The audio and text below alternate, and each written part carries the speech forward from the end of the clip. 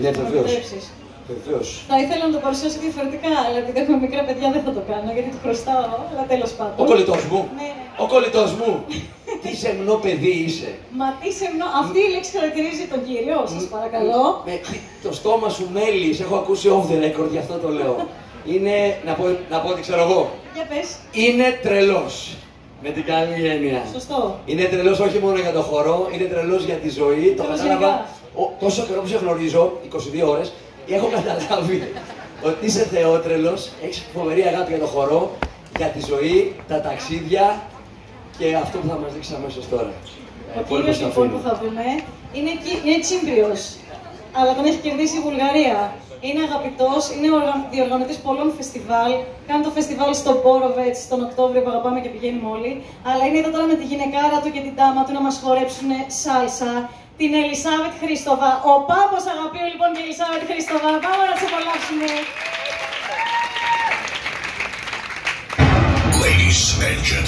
Ladies and gentlemen, please welcome Los Pambos.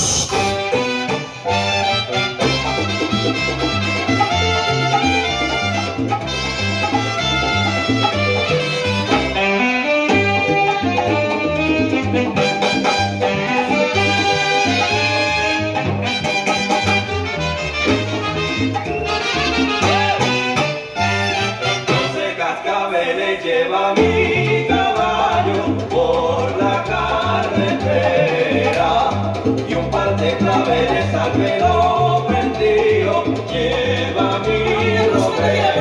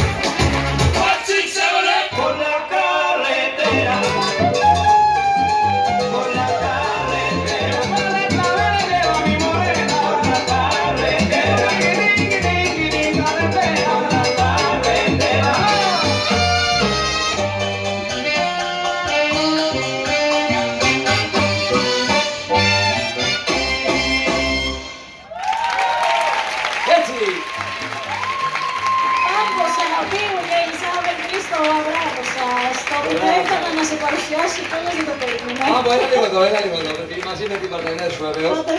Συγγνώμη, αλλά δεν καταλαβαίνω γιατί παίρνει πάντα όλη τη δόση ο Πάμπος. Εδώ η παρτενέρ έδωσε ρέστα Πάμπο μου. Ένα μεγάλο χειροκρότημα, σας ευχαριστούμε πάρα πολύ.